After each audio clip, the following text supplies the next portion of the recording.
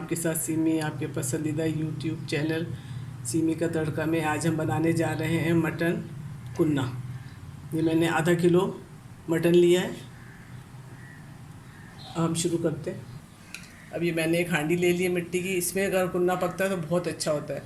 تو آپ اگر ویسے اور میں بھی پک جائے گا لیکن اس میں زیادہ اچھا ٹیسٹ آتا ہے۔ میں نے اس میں آدھا کپ تیل ڈالا ہے۔ اب میں نے میڈیم پیاز لیے ہیں، وہ میں نے اس کو کاٹ لیے ہیں اور اس میں شامل کر دوں گی۔ اب اس کو جیسے براؤن کر لوں گی۔ یہ پیاز تھوڑا سا کلر چینج ہو گیا پیاز کا۔ اب میں اس کے اندر لہسن ادرک کا پیسٹ 1 ٹیبل اسپون ڈالوں گی۔ ایسے تھوڑا سا بھونوں گی اور ساتھ ہی گوشت شامل کر دوں گی، وہ مٹن بھی ہے۔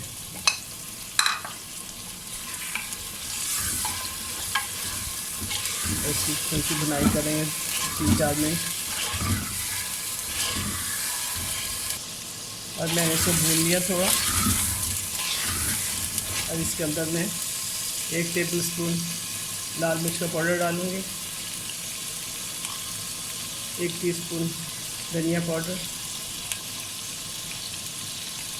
اور آدھا ٹی اسپون ہلدی پاؤڈر۔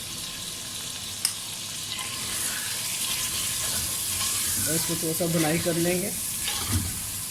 ساتھ ہی 1 ٹی اسپون نمک، یہ حسب ذائقہ۔ اور یہ دیکھیں گوشت بھن چکا ہے۔ اب میں اس کے اندر 2 کپ پانی ڈال دوں گی، اس کو گلنے کے لیے ہلکی آنچ پہ چھوڑ دوں گی۔ اگر نہیں گلے گا تو پھر آپ اور پانی ڈال سکتے ہیں اس کے اندر، بس ہلکی آنچ پہ رکھیں گے تو یہ پک جائے گا۔ اب میں اس کو ڈھک دوں گی۔ یہ دیکھیں 1.5 گھنٹہ ہو گیا ہے اور میرا گوشت گل چکا ہے، پانی اس کا خشک ہو گیا ہے۔ اب میں اس میں 1 کپ کے برابر دہی ڈالوں گی اور پھر اس کو بھون لوں گی۔ اسے میں نے دہی شامل کیا، اب دیکھیں گے اس کا پانی خشک ہو گیا یا بھون گیا ہے۔ اب میں اس میں 1 مگ شوربے کے لیے پانی ڈال دوں گا۔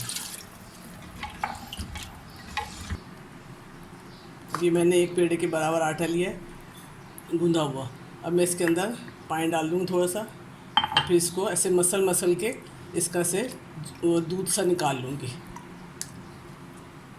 اب یہ دیکھیں میں نے سبھی اس کا وہ نکال لیا ہے دودھ سارا۔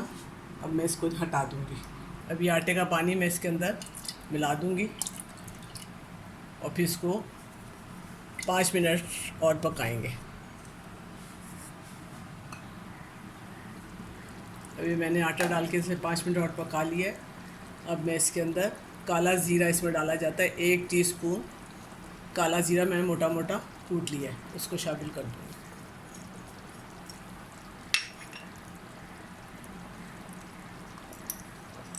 اور ساتھ ہی 1 ٹی اسپون کے برابر گرم مسالہ۔ اب اس کو 2-3 منٹ کے لیے بس دم پہ رکھ دوں گی اور پھر اتار لوں گی۔ یہ دیکھیں مٹن کنّا تیار ہے، اس کو ضرور ٹرائی کیجیے۔